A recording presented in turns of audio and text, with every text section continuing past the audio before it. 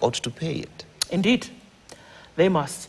You're talking about what would win or what would lose. Yes. So Kelly Boss is going to come in and have a look at the numbers for us, the biggest losers and winners of this budget, which is going to carry on into a conversation that we will have at a later point during this special coverage of Budget 2026-2027. We're going to hand over now to Kelly Boss to look at those numbers for us. Kelly.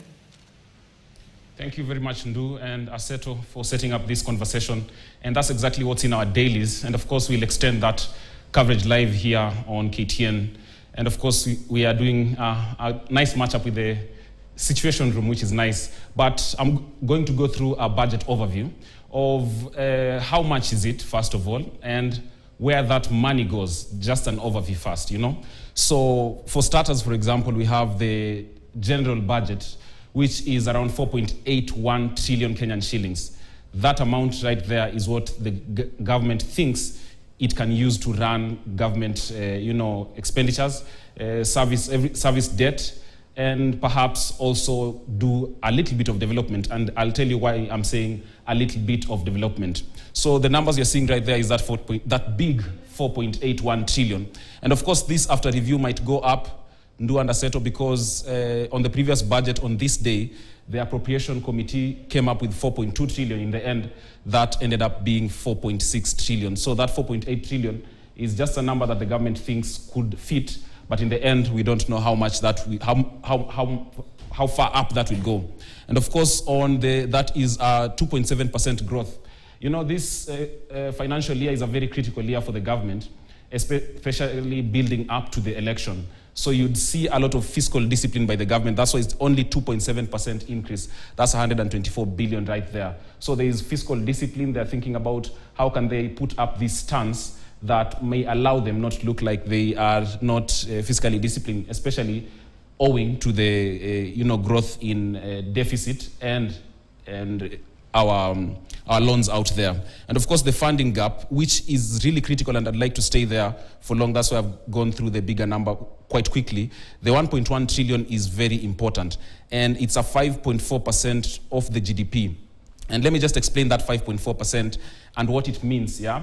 When you look at the 5.4% of the GDP would mean, and how you calculate and arrive to that 5.4% is, there is the nominal GDP of a country, where you look at the country and say, how much is this country worth? How much our assets worth? How much is the economy at large worth? So the treasury depends on the national, statistics bodies to come up with projection of how much we are worth. And you'd find that in general in Kenya, the things that we have and everything in terms of development and assets and everything, we have around 17.6 trillion Kenyan shillings. That's what we are worth. That's what, if we say, what are we worth in general? That's what we are worth in terms of everything that we have. So that is, the 5.4% is arrived at by getting that over 17 and then times 100%. And so investors would look at that number and say, is this country worth investing in? So if our debt is 5.4 of that number, it's worth it. Looking at this other side of the money, of where it goes exactly, it's interesting. I'd want you later on to look at the 17.5% there of the development expenditure, which is glaring a little bit, but the recurrent expenditure forms up 4.6% of the budget, which is over 2 trillion Kenyan shillings. That is what the government is planning to spend on, salaries and every other thing about, just recurrent expenditure. But according to the Constitution, it requires that when you come up with this budget, you have to, allocate at least 30% to development expenditure. We are doing 17.5% of that, yet we are still borrowing. So I don't know, because, if you don't invest in development, then where will the money come from? If you develop, then the economy might grow. And then those consolidated fund services is 1.5 trillion. Those are mandatory because this is what goes to debt servicing, paying our interests, paying pension funds. Even as we move on, that is not touched even by the parliament. They cannot revise that up or down. And then, yes, this is the consolidated fund services. Of course, it's 1.5 trillion. It's rarely touched because it's so important. We have to pay our debt and we have to pay pensioners and stuff like those. And then, of course, and here is where also the judiciary lies. constitutional offices like the judiciary get their money or salaries straight from the consolidated fund services. And then interest payments is up 1.2 trillion. And that is just goes to service our debt. So moving on, again, another thing to look at is the Finance Bill 2026. Of course, in the Finance Bill, of course, is how the government thinks it will raise money from taxes and other avenues and meet the budget expenditures. Yeah. So the Finance Bill tells you where the money will come from.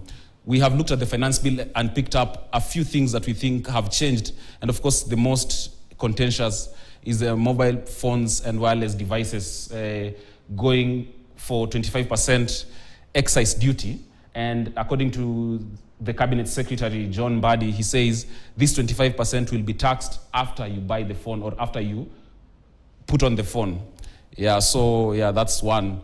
And then another one on this Finance Bill that where the government thinks it can raise money is on green transport energy. And this is on electric buses and everything. That is VAT exempt. And quickly, just to say, previously it was zero rated, and VAT exempt means anything as we move forward, anything that these manufacturers or assemblers would use on their, putting together these electric buses and everything, they will knock down that price on you as the consumer. That's exempt. If it was zero rated, then it would be different.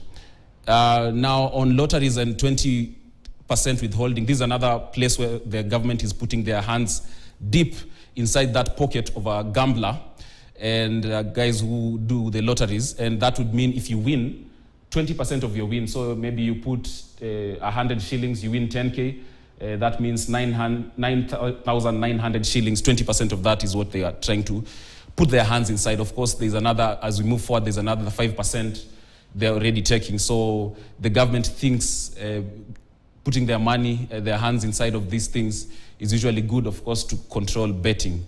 And then on scrap metal, it's usually very hard to tax this sector. And of course, the government, even as John Mbadi was talking to us the other day, he said they're looking into bringing in the informal sector into the tax base, because it finds that some guys who are untaxed, except when they buy bread. So here's the scrap metal. The retailer of the scrap metal will retain 1.5%, and then they'll knock down that price when they convert, because you can't sell scrap metal to a local Kenyan. You go and make something, then you knock down that price to the one who is buying.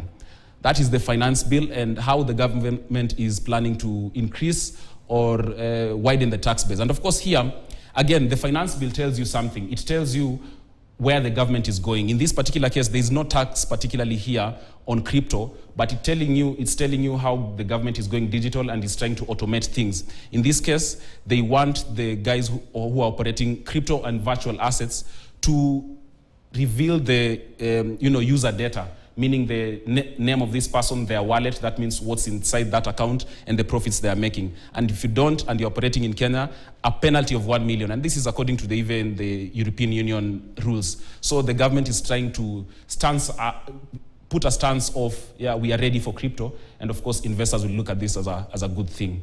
That is the Finance Bill.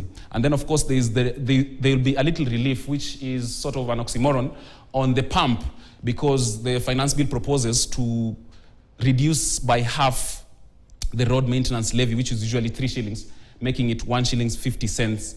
And that would mean after this goes through and everything, you'd find that the pump price will go down 1 shilling 50 cents. So that's just to cushion us amid the crisis that is going on and the macroeconomics, just protect Kenyans.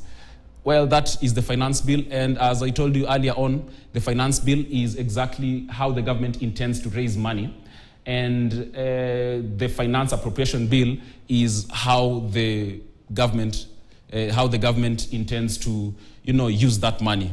And then Kenya Revenue Authority, out-of-field tax, this is coming for you because your pay as you earn and your VAT tends to give KRA your data. So KRA is saying they want a situation where, because Kelly has pay as you earn, they have my data, they can prompt me directly. So I just accept a prompt instead of manually going to their platform to file my taxes, they can auto-do that using my data. So they're trying to get these rules on. Yeah, and that is the finance bill and how the government is trying to raise money to fund that budget right there. Ndu and Aseto. Of course, that's Kelly, thank you very much for giving us that update. Of course, we're going to come back to you in a little bit to get a little bit more in terms of information. It's budget